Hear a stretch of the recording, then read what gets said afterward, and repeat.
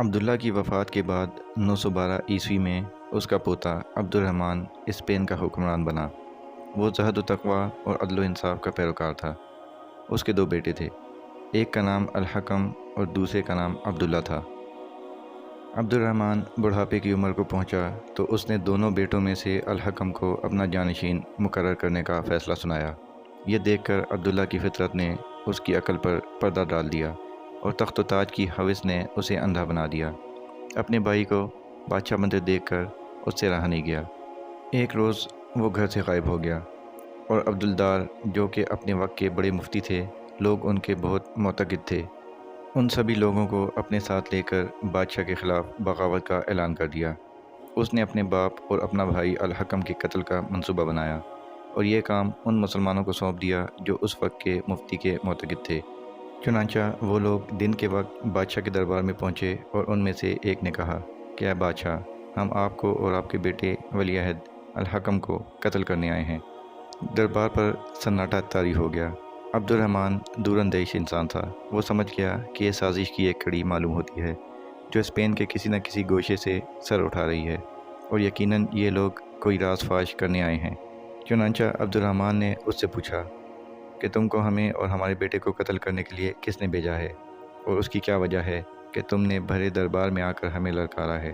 انہوں نے جواب دیا کہ اے بادشاہ سلامت، ہمیں آپ کے بیٹے عبداللہ اور مفتی صاحب نے بھیجا ہے، ورنہ ہمارے اندر آپ کے خلاف بغاوت کرنے کی جرت کہاں تھی؟ ہم اس مفتی کو ایک بڑا عالم سمجھتے تھے اور اس کے فتوے پر اعتماد کرتے تھے اور یہی وجہ تھی کہ ہم لوگ اس کو مانتے تھے، لیکن اس نے ہم سب کے سامنے یہ ثابت کر دیا ہے کہ علم اور ایمان کا آپس میں کوئی رشتہ نہیں ہوتا۔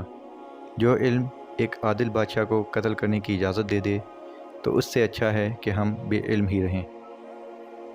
ہم آپ کے بیٹے عبداللہ اور اس مفتی سے یہ کہہ کے آئے ہیں کہ ہم آپ کو اور آپ کے بیٹے الحکم کو قتل کر کے آئیں گے، لیکن ہم نے دل سے اس بات کو نہیں مانا تھا۔ بادشاہ سلامت، ہم کسی انعام کے لالچ میں مخبری نہیں کر رہے، ہم تو بس اسلام کی عظمت کی خاطر یہ راز آپ کے سامنے فاش کر رہے ہیں کہ آپ کے آس پاس سلطنت کے خلاف بغاوت شروع ہو چکی ہے اور یہ بغاوت اس تخت کے لیے ہے جس پر آپ بیٹھے ہوئے ہیں۔ بغاوت ابھی شروع ہی ہوئی تھی کہ بادشاہ نے ایک بہت بڑا فوج کا لشکر بھیج دیا۔ فوج نے انہیں بے خبری میں جا کر پکڑ لیا۔ باغیوں نے ہتھیار ڈال دیے۔ عبداللہ اور مفتی صاحب پکڑے گئے۔ عبد الرحمن نے دونوں کو قید خانے میں الگ الگ کمروں میں بند کرنے کا حکم دے دیا اور ان کے جرم کی تحقیقات کرنے لگا۔ مفتی صاحب تو پہلے ہی رات قید خانے میں خودکشی کر لیے اور عبداللہ کے خلاف بغاوت اور فوج کے بہت سے لوگوں کا قتل کرنے کا جرم ثابت ہو گیا۔ چنانچہ قاضی نے اس کے لیے سزائے موت لکھ دی۔ عبد الرحمن جو اس وقت کے بادشاہ تھے، اپنے بیٹی کی سزائے موت پر اپنی مہر ثبت کر دی۔ عبداللہ کے چھوٹے بھائی الحکم نے اپنے باپ سے گزارش کی کہ وہ آخر آپ کا بیٹا ہے اور میرا بھائی ہے، اسے بخش دیا جائے۔